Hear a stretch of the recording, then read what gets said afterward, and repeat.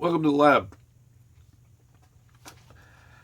This is doubly something that has never happened in the 20 days that I've done this being my 20th day, until today. And that is, first of all, I'm reshooting a video. I'm reshooting the video because of um, a, a camera issue.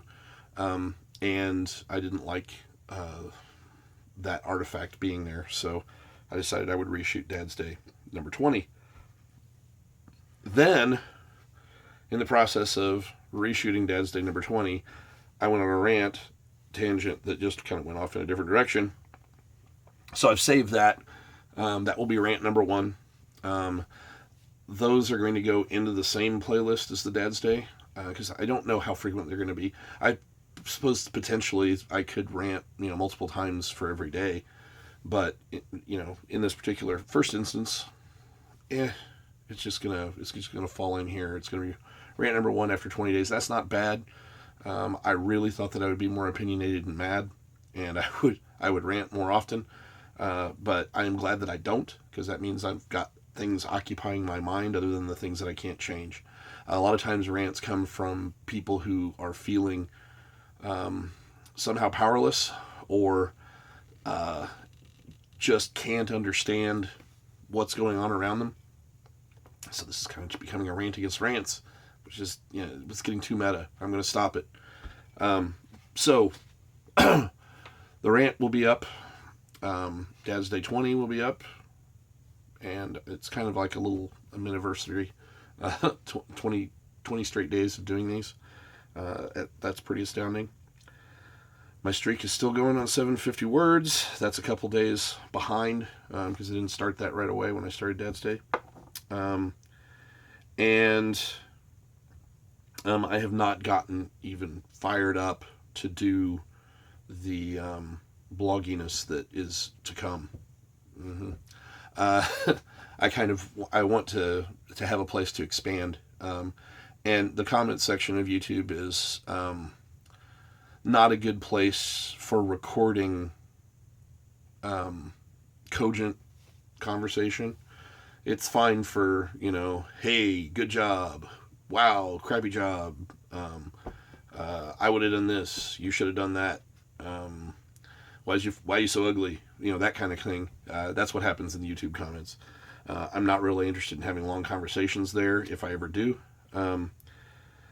But so I'm wanting to export all of that off into something else, and be the place that I actually go, if I like you, or if I find that you're at least, your criticisms are not offensive.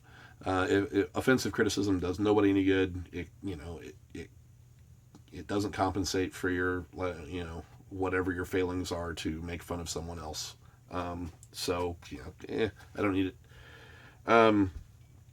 So, this Dad's Day, I'm 3.5 minutes in, and I haven't even gotten to the topics that those are supposed to be on, which is fine. It doesn't have to. This is, I don't care. But I had an anecdote from work that I'm going to take a little bit to heart, and that is, I had someone come to my door and say, since this contractor came in and did this thing, this tool isn't working anymore. Okay.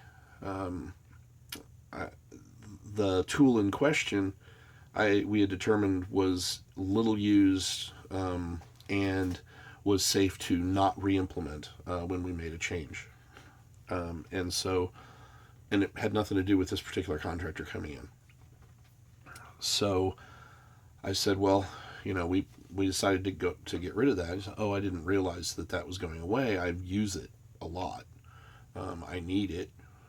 So I would like, implication being, I want it. I'm not going to ask for it, but I want it back. So I looked into it. We figured out, okay, yeah, we can re-implement that, and it won't be the big, great big hairy deal for this one person. But just out of curiosity, I was thinking that it had been disconnected 3 months ago, 2 or 3 months ago. And so I said, can you tell me when we got rid of that? It turned out to be June of 2015. As I speak now, it's January of 2017. So, 18 months. So this important and critical tool had sat unused for 18 months before the first person discovered that it wasn't working because it's so important. They use it so heavily that 18 months between usage. I think that there's a lesson there. It's like sometimes we have too many things that are nice. This is a great thing to have. But when it comes down to it, I have not used it in 2 years. I have not used it in 5 years. I have not used it ever. It's still in the box. It's still in the wrapper. This was a gift. Even if it was a utilitarian gift, if it was something that's useful in and of itself, it's not like a tchotchke or something that hangs on the wall and just looks pretty. It's a functional thing. 10 years it's been sitting here and I haven't unwrapped it. Our lives are full of that sort of thing. And it extends not even just to the physical, but to the mental, the psychological. I worked out in my 750 a couple of days ago. My daily writing. I just remembered this event from high school that over the last 20 years, odd, more than that, approaching 30 years since this particular thing happened. And over those intervening 30 years, I figured out something about the situation that I just wasn't aware of at the time. And someday I'll share that story. But the weird thing is that had been sitting there unused. The lesson that I was supposed to get out of that was unused. It wasn't exercised. And the lesson, if I had learned it then, if I had done the thing that I should have done, everything would have been different. That one little change in my life, one way or another, could have been for the worse, could have been for the better. I don't know. It could have been just equally as good, but a completely different path. I might not be here doing this.